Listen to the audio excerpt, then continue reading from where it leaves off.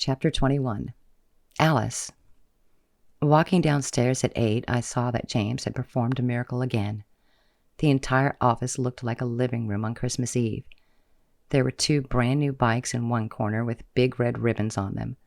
The Christmas trees were surrounded with presents.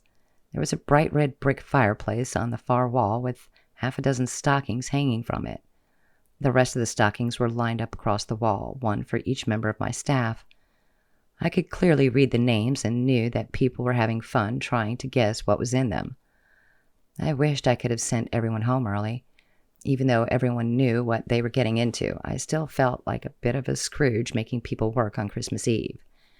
At around noon, I sent out an email saying that if people wanted to clock out at 1, they were welcome to do that. Of course, I threw in a plug for the adults-only Christmas party we had planned for later that night. Those who chose to stay would get time and a half until 5 o'clock, and then free wine and beer afterwards. I couldn't wait to kick my shoes off and get down with the party. As a single lady, I never liked spending holidays on my own. Sure, I would go to my parents for Christmas, but I intended to have fun on Christmas Eve, too. The day flew by. There was one crisis after another until the very last moment. Half of the staff up and left at 2, meaning that the rest of us had to work twice as hard for the remaining time. It was worth it, though. As soon as the clock struck 5, a cheer went up. People switched their computers off and the Christmas music on. Those who left early had taken their stockings with them, but those who elected to stay were going to open them as a group. I begged for 30 minutes so I could go home to change. I didn't want to spend the rest of the night in my work clothes. James was a sweetheart, and I hadn't seen him since the morning. I wanted to pick something up that he would appreciate. Something a little sexier than what I usually wore, but not too crazy. I still had to work with most of the people who would be at the party, so I couldn't go all-out club girl. I opted for a tighter-than-usual skirt and a flowy blouse that made me look like a mashup between a flower child and a businesswoman.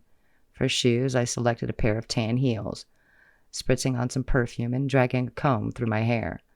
I left the daily grind behind. Hopping back in my car, I raced to the office. They were waiting on me, and I didn't want them to wait forever. James was there, prepared to throw down with the rest of us. He brought a few of his employees with him, people I'd never seen before. They stood out in their embroidered shirts, mingling with the rest of the singles. "Hi." I touched his shoulder, resisting the urge to leap into his arms.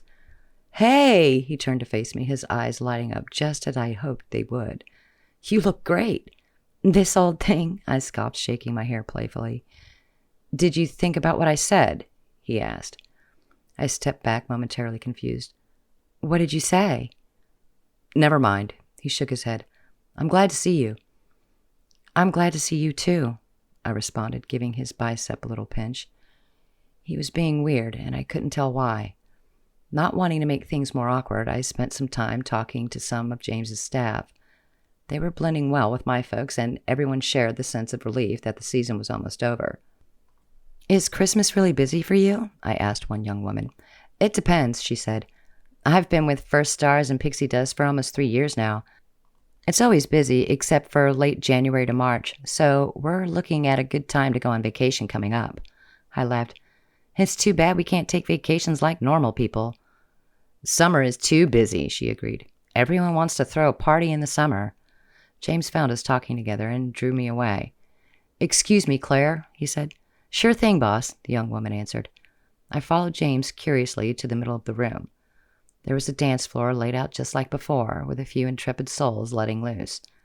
James swung me into his arms, and we danced together, the only couple in the midst of a bevy of singles.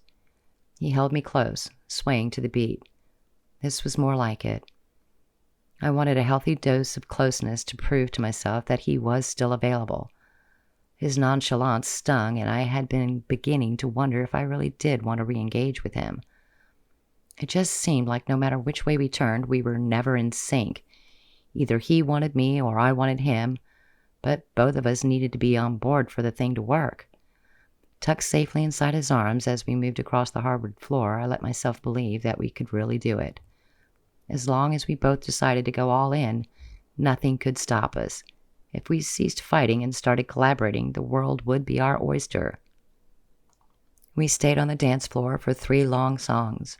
relinquishing it to the other dancers when we both had enough.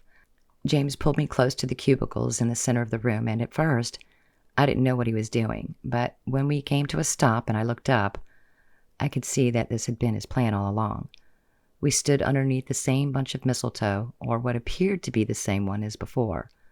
Around us, people caught on, just as they had the first time.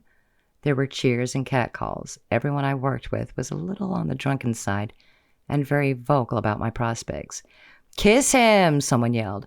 "Do it," another person chanted. "Go on, boss," a third voice chimed in, and I couldn't tell if they were talking about me or James. "I don't want you to do this because everyone says you should," James whispered, maintaining his distance as if we were two virginal co-workers. "I only want you to kiss me if you want to." Of course I want it, was my first thought, but it was followed immediately by a second guess, a doubt that disrupted all the careful planning of the night. I'd dressed to impress, I'd snuggled up against him at the shelter, and I'd even invited him to my apartment with the intention of showing him a good time. The moment had come where I had to make a decision, and I suddenly wasn't sure what I wanted anymore. If I said yes and kissed the man, then I was opening myself up to a world of passion. He would move in, and one thing would lead to another. Was I really ready to give up my independent lifestyle to become James's wife again? He saw the panic on my face and stepped back. Around us, the cheering grew louder. They didn't understand that we had a history, that for us it could never be one simple kiss. I read disappointment in his eyes, but also vindication. It was as if he knew I wouldn't be able to follow through. He was expecting me to get cold feet again, and that hurt worse than anything. I turned away and ran up the stairs, shutting myself in my office. I didn't care what anyone else thought. All the co-workers and strangers who were chanting died down confused. They didn't understand what they were asking, and it wasn't their fault. They assumed that James and I had just met, that we were friendly acquaintances or possibly two young professionals in need of romance. Nothing could be further from the truth. I grabbed a snow globe off my desk and launched it at the tree. Luckily, both were well constructed and neither broke. The globe hit the pine and slid down to the floor, rolling away with an awful clatter. Why couldn't I just take the next step? Why did I have to overthink things? James was right to give me time to sort my feelings out, but the reality was, I would never be 100% sure. There would always be a what if. What if 10 years down the road we got tired of each other? What if we had a baby girl and he wanted to take her to the father-daughter dance, but she didn't want to wear a taffeta dress? What if he got bored of me and moved on without warning? I didn't think I could take that kind of abuse. Calm down, I told myself, pacing the floor between the tree and the conference table. You're thinking crazy thoughts. Just breathe. I closed my eyes, determined to help myself weather the storm. I could go back down there and explain to the man I loved that I wanted to be with him, but that I was scared. I would just have to take that leap of faith or risk coming up empty-handed. Grasping the doorknob, I sucked in my gut. Ready to do battle with my own demons, I was going to announce to the entire office that I cared about my ex-husband. I wanted him back in my life, and I would do the unthinkable. I would have to learn to trust him again.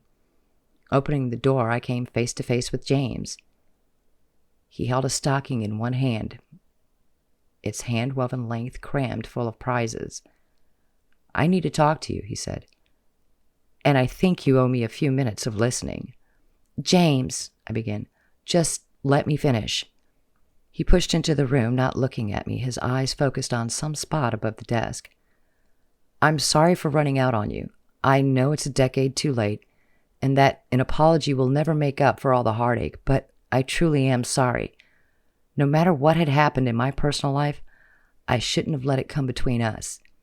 He turned to face me, his smile tight and sad. "I get that you feel you can't trust me, and while I wish you would give me an opportunity to prove myself, I know I can't push you. If you would just—" I attempted to cut in once more, but he held the stocking out to me. "Open it." "I thought I would open it with everyone else," I objected, allowing myself to be distracted. "There's something special in there. I'd like to be with you when you open it," he said.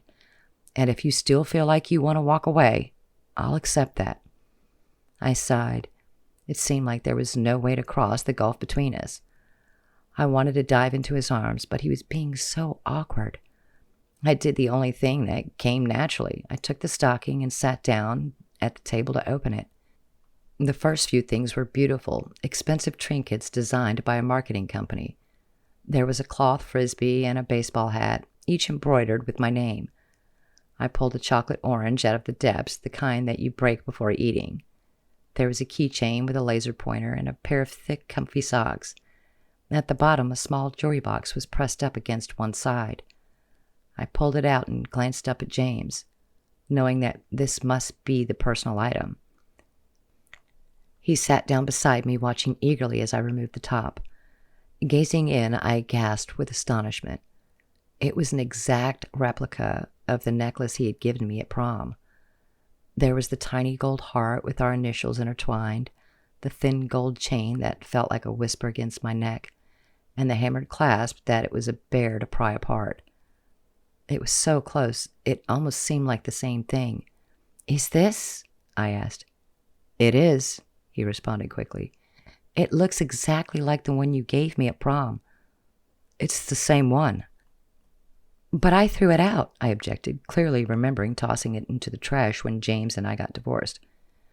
"Your mother rescued it and gave it to me. She said it was too beautiful and that someone should get to enjoy it." I closed my fist around it, bringing it to my chest. If things were different, I might hate my mother for interfering, but I still loved him. I don't know if I ever stopped, and seeing the old symbol of our affection nearly blew me away. I reached out for him with my other hand. "I'm sorry I didn't kiss you downstairs." "It's no problem," he began. "I listened to you. Now let me finish," I asserted myself. He smiled, sensing that there were good things in store. Leaning forward to catch my every word, he kept his arm right where it was, beneath my gentle hand. "It's true. I'm scared of getting hurt again, and I'm not sure what I should do." I took a deep breath, trusting that he would let me continue in my own time. "When you brought me under the mistletoe, I froze. I've been thinking about calling you for days.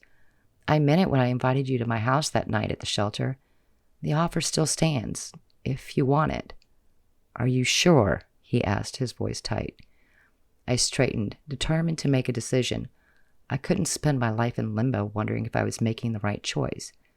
There were risks either way, and James's offer was too good to pass up. I decided to reach for the stars, to grab the brass ring and take it home with me. If my heart suffered down the road, I would deal with that when the time came. I couldn't let the possibility of happily ever after escape just because I was afraid. "Yes," I said. He didn't wait another second, coming unglued from his seat and sweeping me into his arms. He kissed me soundly, bending me back until I thought I might fall. It was the most romantic reaction next to a rose and a ring, and it stole my breath away. Reaching around his shoulders to steady myself, I pulled us deeper into the embrace. I closed my eyes, focusing on nothing but the kiss. It was perfect, spicy with just a hint of sugar.